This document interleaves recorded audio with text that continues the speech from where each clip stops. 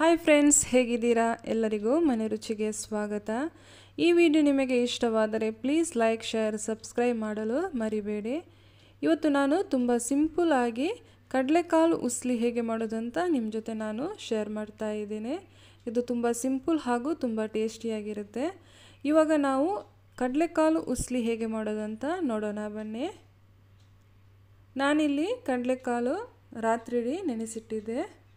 ಇದನ್ನಿವಾಗ ಚೆನ್ನಾಗಿ ವಾಶ್ ಮಾಡಿ ನಾನು ಕುಕ್ಕರಿಗೆ ಹಾಕ್ತಾ ಇದ್ದೀನಿ.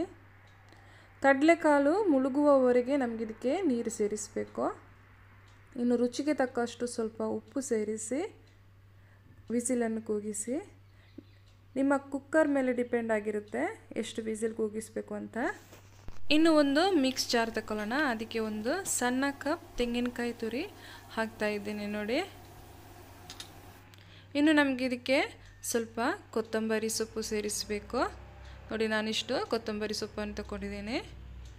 ಇನ್ನು ಒಂದು ಹಸಿಮೆಣಸು, ನಿಮಗೆ ಖಾರ ಜಾಸ್ತಿ ಬೇಕು ಅಂದರೆ ಜಾಸ್ತಿ ಸೇರಿಸಬಹುದು.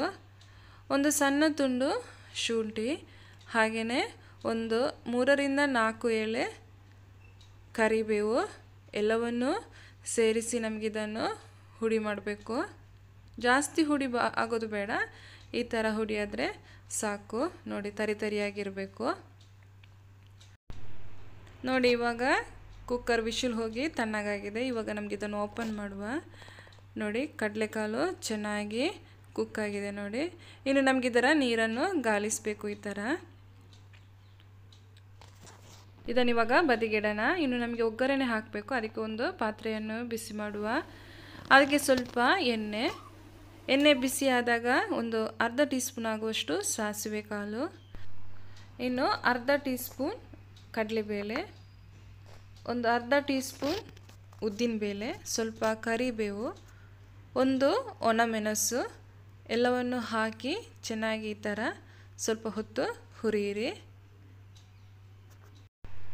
ಒಂದು 1/4 ಟೀ ಸ್ಪೂನ್ ಹಿಂಗು ಪೌಡರ್, ಇನ್ನು ಒಂದು ಅರ್ಧ ಟೀ ಸ್ಪೂನ್ ಆಗುವಷ್ಟು ಅರಶಿನ ಹುಡಿಯನ್ನು ಹಾಕಿ ಬೇಯಿಸಿಟ್ಟಂತಹ ಕಡಲೆಕಾಳನ್ನು ಸೇರಿಸುವ.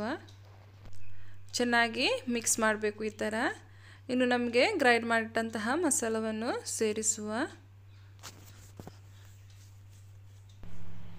ಚೆನ್ನಾಗಿ ಮಿಕ್ಸ್ ಮಾಡಬೇಕು ಈ ಥರ. ಇವಾಗ ಉಪ್ಪು ಕಮ್ಮಿ ಇದ್ದರೆ ಸ್ವಲ್ಪ ಉಪ್ಪು ಸೇರಿಸಿ ರುಚಿ ನೋಡಿ. ಒಂದು ನಾನು 1/4 ಟೀ ಸ್ಪೂನ್ ಆಗುವಷ್ಟು ಉಪ್ಪು ಸೇರಿಸಿ ಚೆನ್ನಾಗಿ ಮಿಕ್ಸ್ ಮಾಡ್ತಾ ಇದ್ದೀನಿ ನೋಡಿ. ಫ್ರೆಂಡ್ಸ್, ತುಂಬ ಸಿಂಪಲ್ ಹಾಗೂ ಟೇಸ್ಟಿಯಾದ ಕಡಲೆಕಾಳು ಉಸ್ಲಿ ರೆಡಿಯಾಗಿದೆ ನೋಡಿ. ಪ್ಲೀಸ್ ಟ್ರೈ ಮಾಡಿ ನೋಡಿ. ಖಂಡಿತವಾಗಿ ನಿಮಗೆ ತುಂಬ ಇಷ್ಟ ಆಗುತ್ತೆ. ತುಂಬ ಟೇಸ್ಟಿಯಾಗಿದೆ ಇದು. ಈ ರೆಸಿಪಿ ನಿಮಗೆ ಇಷ್ಟವಾದರೆ ಪ್ಲೀಸ್ ಲೈಕ್, ಶೇರ್, ಸಬ್ಸ್ಕ್ರೈಬ್ ಮಾಡಲು ಮರಿಬೇಡಿ. ಹಾಗೂ ನಿಮ್ಮ ಅನಿಸಿಕೆಯನ್ನು ಕಮೆಂಟ್ ಬಾಕ್ಸಲ್ಲಿ ಕಮೆಂಟ್ ಮಾಡಲು ಮರಿಬೇಡಿ. ಮತ್ತೊಂದು ಒಳ್ಳೆ ರೆಸಿಪಿ ಜೊತೆ ನಾನು ಮತ್ತೆ ಸಿಗ್ತೀನಿ. ಅಲ್ಲಿವರೆಗೆ ಬಾಯ್ ಬಾಯ್. Thank you.